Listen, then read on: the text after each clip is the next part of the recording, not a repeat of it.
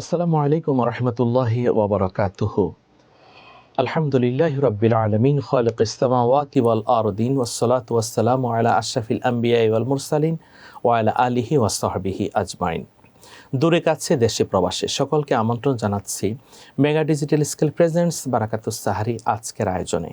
সম্মানিত দর্শক, প্রতিদিনের মতো আজকে আমরা গুরুত্বপূর্ণ একটি টপিক নিয়ে আলোচনা করব। সেই বিষয়টি হচ্ছে তাওবা ও নেক আমলের গুরুত্ব।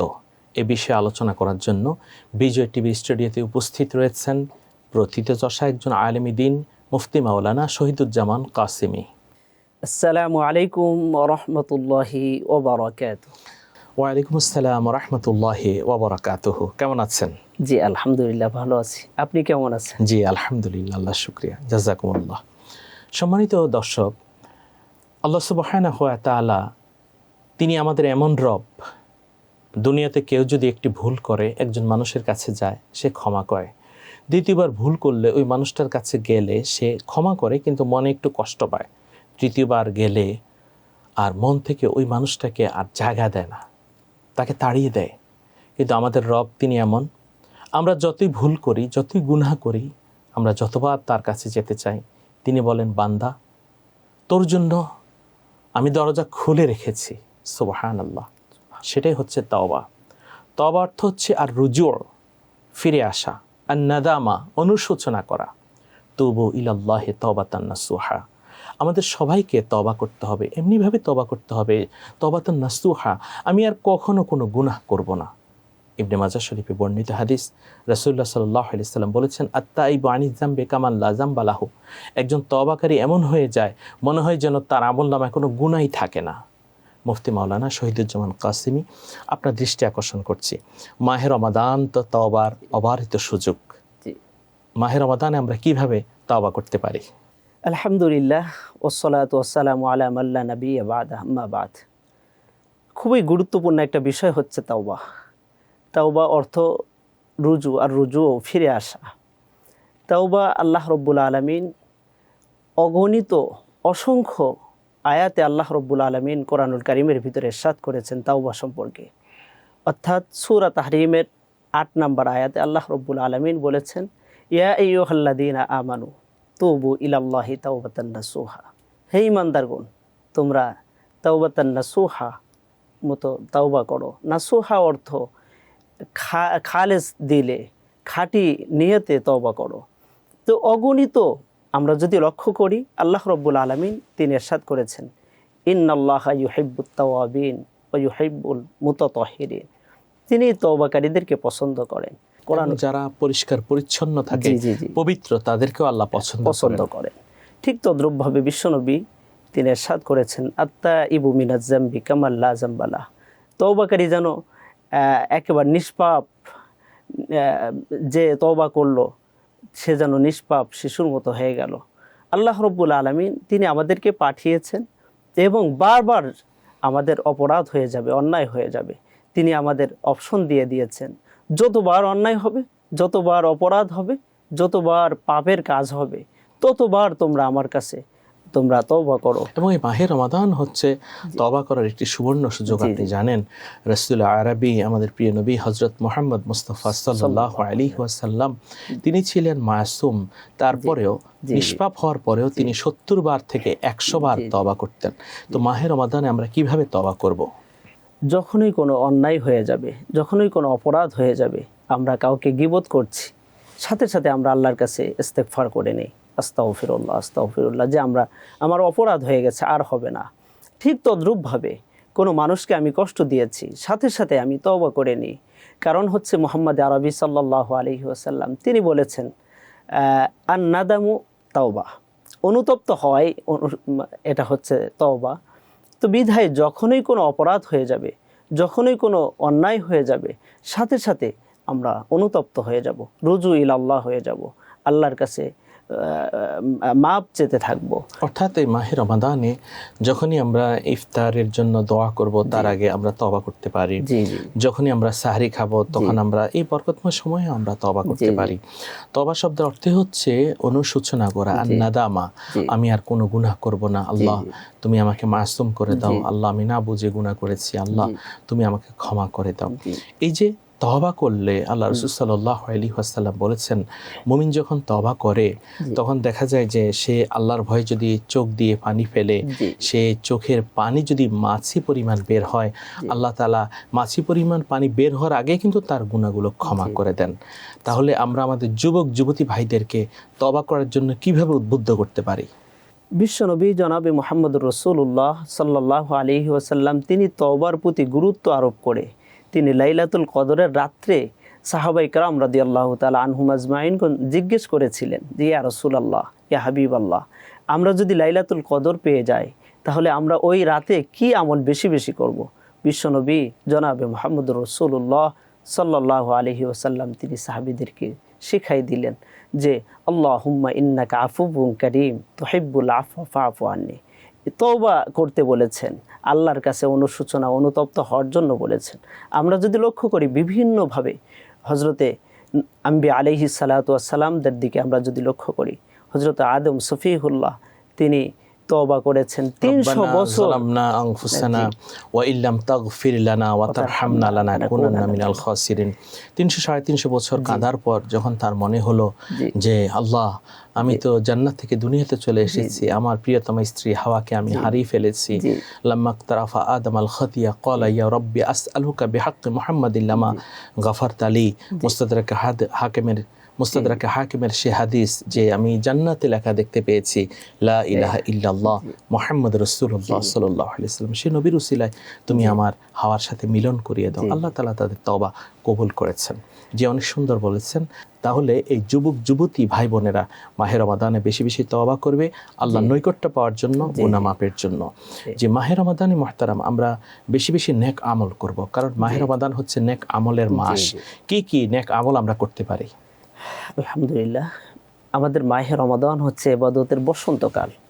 ইবাদত যত বেশি আমরা করতে পারবো, বিভিন্নভাবে আমাদের নেক আমলের অপশন রয়েছে।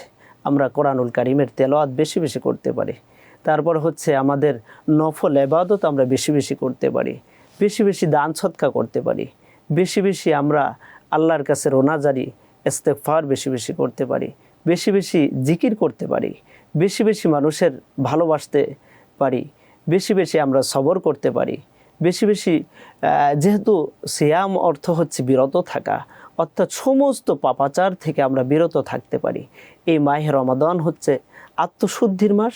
এই মাহে রমাদান হচ্ছে এই মাহে রমাদান হচ্ছে পবিত্রতা অর্জনের মাস। মাহে রমাদান হচ্ছে আমাদের আল্লাহর নৈকট্য অর্জনের অন্যতম একটা মাস হচ্ছে মাহে রমাদান। এজন্য বেশি বেশি আমরা কোরআনের তেলাওয়াত, বেশি বেশি আল্লাহর জিকির, বেশি বেশি আল্লাহর কাছে কান্নাকাটি করা, বেশি বেশি তওবা করা। জি, এখানে আপনি একটি গুরুত্বপূর্ণ নেক আমলের কথা বলেছেন। সেই নেক আমলটি হচ্ছে as-sabr। আল্লাহ তাআলা বলেন ইন্নাল্লাহা মা'আস সাবিরিন, যারা ধৈর্য ধারণ করে আল্লাহ তাআলা তাদের সঙ্গে। এই সবরটা আমরা কিভাবে আমরা ধৈর্য ধারণ করব এবং সবরের সময় আমাদের কি করণীয়, এটাও তো একটি নেক আমল। কিভাবে আমরা নেক আমল অর্জন করব? আমাদের সবর এটা মানব জীবনের অন্যতম একটা বৈশিষ্ট্য। সবর ব্যতীত আল্লাহ তাআলার নৈকট্য অর্জন সহজে পাওয়া যায় না। আমরা যদি লক্ষ্য করি আমাদের প্রত্যেকটা আম্বিয়া আলাইহিস সালাতু ওয়াস সালামের দিকে, আল্লাহ রাব্বুল আলামিন তিনি প্রত্যেকটা নবীদের তিনি পরীক্ষা নিয়েছেন। হযরতে আদম সফিহুল্লাহ ওয়া ইযিবতালা ইব্রাহিম রাব্বুহু বিকালিমাতিন ফাআতাম্মাহুন্না, হযরত ইব্রাহিম খলিলুল্লাহ সম্পর্কে আয়াত যে ওনাকে এমন কোনো পরীক্ষা নেই যে হযরতে ইব্রাহিম আলাইহিস সালাতু ওয়াস সালামকে নেন নাই, তবে ফাআতাম্মাহুন্না তিনি উত্তীর্ণ হয়েছেন। ক্বালা ইন্নী জাইলুকা লিন্নাসি ইমামা, তিনি ইমাম বানিয়ে দিয়েছেন। পরীক্ষায় উত্তীর্ণ হওয়ার পরে আল্লাহ ওনাকে ফলাফল দিয়েছেন, ঘোষণা করে দিয়েছেন যে তিনি এই উম্মতে মুসলিমার একজন ইমাম। ইন্নী জাইলুকা লিন্নাসি ইমামা, তিনি আমাদেরকে ইমাম বানিয়ে দিয়েছেন। ঠিক তদ্রূপভাবে সবর মানুষের আল্লাহর নৈকট্য অর্জনের অন্যতম কারণ হচ্ছে সবর। হজরতে আইয়ুব আলাইহিস সালাতু ওয়াসসালামের দিকে যদি আমরা লক্ষ্য করি, আল্লাহ রাব্বুল আলামিন তিনি ইরশাদ করেছেন, ইন্না ওয়াজাদনাহু সাবিরা, আমি আইয়ুবকে তো সবর ধৈর্যশীল পেয়েছি। আল্লাহু আকবার। অর্থাৎ কত বড় ধৈর্যশীল হলে 18 বছর হজরতে আইয়ুব নবী আলাইহিস সালাতু ওয়াসসালাম তিনি সবর করেছেন, ধৈর্য ধারণ করেছেন, কোনোভাবে বিচলিত হন নাই। তো এজন্য এই নবী আলাইহিস সালাতু ওয়াসসালামের দিকে আমাদের লক্ষণীয় বিষয়। ঠিক তদ্রূপভাবে তৎকালীন সবাই যে সমস্ত সাহাবীরা ছিলেন, তো আল্লাহ রাব্বুল আলামিন কোরআনুল কারীমের ভিতরে ইরশাদ করেছেন, আম হাসিবতুম আন তাদখুলাল জান্নাতা ওয়ালাম্মা ইয়াতিকুম মাসালুল লাযিনা খালাউ মিন ক্বাবলিকুম মাসাতহুমুল বাসা ওয়াদ-দাররা ওয়া যুলজিলু হাত্তা ইয়াকুলার রাসূল ওয়াল্লাযিনা আমানু মাআহু মাতা নাসরুল্লাহ আল্লাহু আকবার। আলা ইন্না নাসরাল্লাহি করিব। আল্লাহ রাব্বুল আলামিন কোরআনুল কারীমের ভিতরে বলেছেন যে তোমরা কি এমনি এমনি জান্নাতে যেতে চাও, অথচ তোমাদের পূর্ববর্তী যারা দুনিয়াতে এসেছিল তাদের বিভিন্ন ধরনের পরীক্ষা এসেছে, অনেক পরীক্ষা তাদের উপরে এসেছে, তারপরেও তারা বিচলিত হয় নাই। তারা নবীদেরকে বলতেন যে আমাদের সাহায্য কখন আসবে, তখন হজরতে নবী আলাইহিস সালাতু ওয়াসসালামগণ বলতেন, আলা ইন্না নাসরাল্লাহি করিব। জি, অর্থাৎ আল্লাহর সাহায্য অতি নিকটেই। জি। অতএব আমরা যারা বিপদে আছি, মুসিবতে আছি, আমরা আল্লাহর কাছে যদি কায়ামন পাককে প্রার্থনা করি, আল্লাহ তাআলা বিপদ থেকে আমাদেরকে অবশ্যই উদ্ধার করবেন এবং আল্লাহর সাহায্য আমাদেরকে পেতে চাইলে নেক আমলের মাধ্যমেই আমাদের সাহায্য পেতে হবে। আপনি যেমনটি বলেছেন, হযরত আইয়ুব আলাইহিস সালাতু ওয়াসসালাম 18 বছর পর্যন্ত তিনি প্রেমের পরীক্ষা দিয়েছেন, কেড়ায় তাকে দংশন করেছে, তারপর তিনি প্রেমের পরীক্ষা দিয়েছেন। হযরত ইউনূস আলাইহিস সালাতু ওয়াসসালাম তিনি 40 দিন মাছের পেটে ছিলেন, লা ইলাহা ইল্লা আনতা সুবহানাকা ইন্নী কুনতু মিনাজ জালিমিন। তারপরেও প্রেমের পরীক্ষা আল্লাহ তাআলা সকল নবী রাসূলদেরকে উত্তীর্ণ করেছেন। আপনি অনেক সুন্দর কথা বলেছেন, আপনার কথা আমরা শুনব। সম্মানিত দর্শক, সময় হলো একটি বিরতিতে যাবার। মেগা ডিজিটাল স্কেল প্রেজেন্টস বারাকাতুস সাহারি আজকের আয়োজনে আমরা একটি বিরতিতে যাচ্ছি, আপনারা আমাদের সাথেই থাকুন।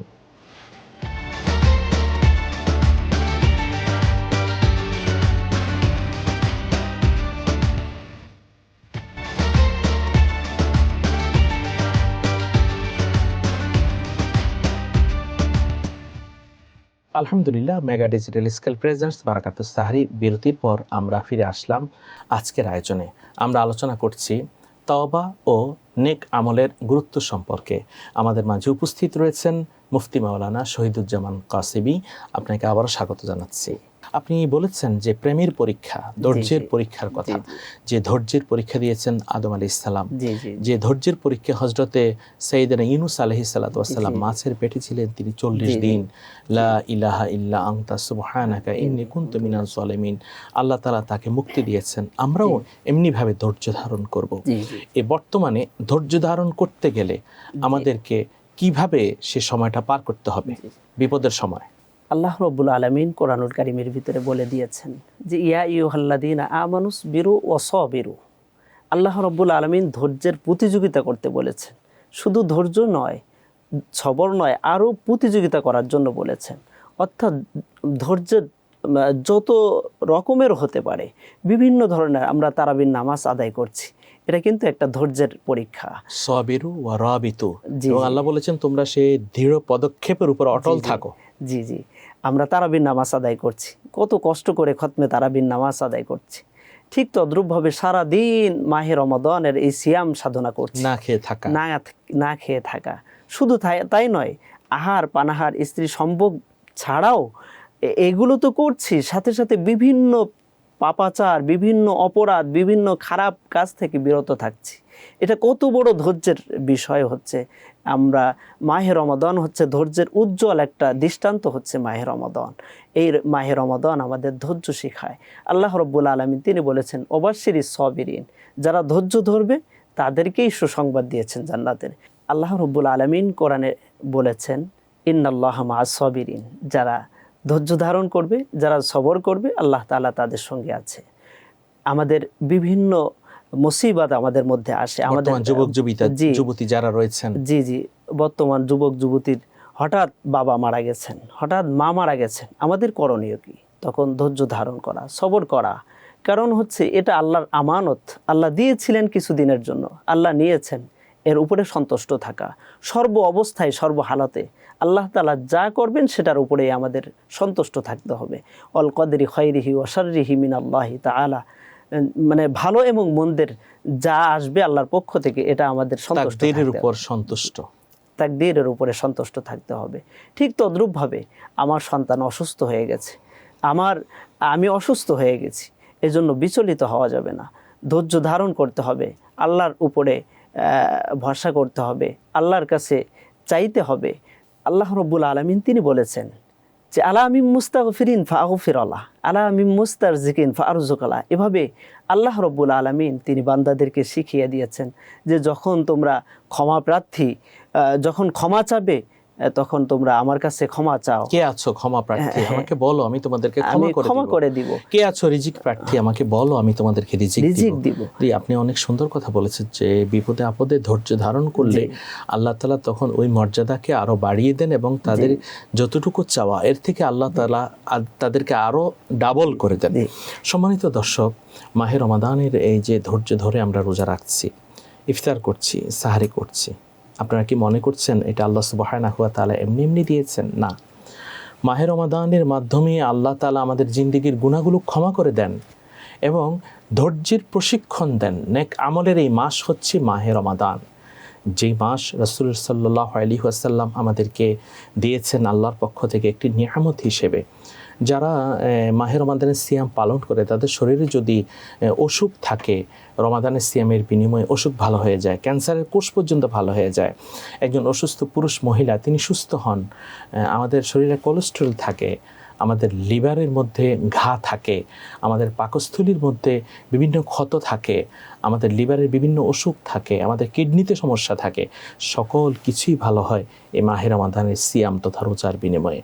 জি মুহতারাম, মাহে রমাদানে আমরা বিশেষ আর কি কি নেক আমল করতে পারি?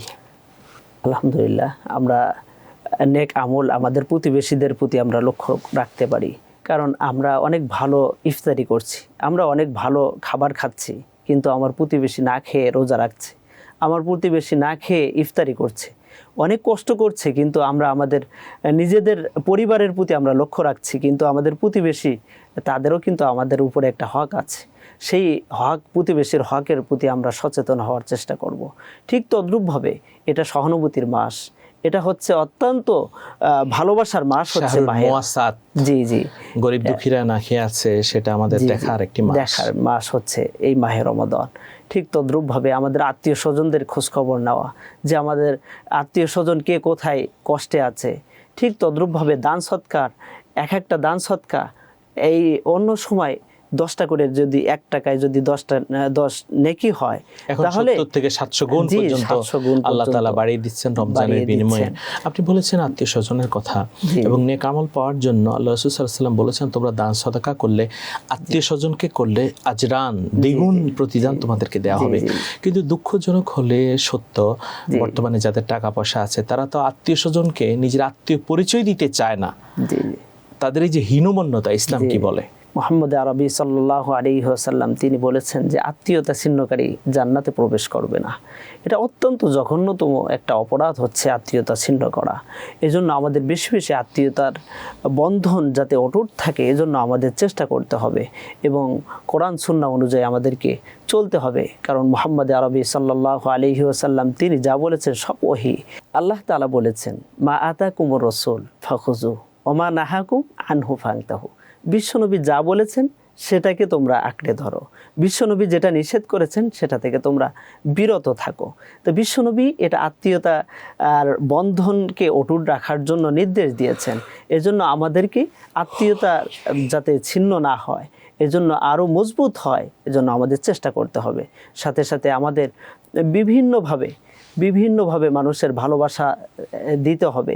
ইফতারি করানো এটা অনেক বড় একটা সওয়াবের আল্লাহর নবী অনেক বড় সওয়াবের কাজ। জি, বিশ্বনবী বলেন যে রোজাদারকে ইফতার করানো এত সওয়াব যে একজন রোজাদার সারাদিন সে রোজা রাখার পরে তাকে অন্যজন ইফতার করালো, তাহলে সারাদিন রোজা রাখার যে প্রতিদান আল্লাহ তাআলা ওনাকে দিবেন, ঠিক তদ্রূপভাবে সমপরিমাণ প্রতিদান আল্লাহ তাআলা ইফতার করনেওয়ালাকে ও দান করবেন। জি জি, আলহামদুলিল্লাহ, আপনি অনেক সুন্দর আলোচনা করেছেন। বিজয় টিভির পক্ষ থেকে আপনাকে অনেক অনেক মোবারকবাদ। আপনাকে অনেক অনেক মোবারকবাদ। জি আলহামদুলিল্লাহ। সম্মানিত দর্শক, আমরা ইচ্ছে করলে কিন্তু এই মাহে রমাদানে একজনকে ইফতার করতে পারি, একজনকে সাহারি করাতে পারি। আমাদের ঘরে একজন দুস্থ মানুষ যদি থাকেন আমাদের দেখায়, তাকে যদি আমি একটি বেলা খাবারের ব্যবস্থা করি, তাহলে কিন্তু আমার ধন সম্পদ কমবে না, বরং আল্লাহ তাআলা খুশি হবেন, রাসূল খুশি হবেন। সম্মানিত দর্শক শ্রোতা, আসুন আমাদের চারপাশে যারা রয়েছে আমরা তাদের প্রতি একটু খেয়াল করি। আমাদের পাড়া প্রতিবেশী, আত্মীয় স্বজন, গরিব দুঃখী, তাদেরকে খাওয়ালে খুশি হবেন আল্লাহ। হাশরের ময়দানে আল্লাহ সুবহানাহু ওয়া তাআলা আমাদেরকে ডান হাতে আমলনামা দিবেন আমরা যদি গরিব দুঃখীর সেবা করি।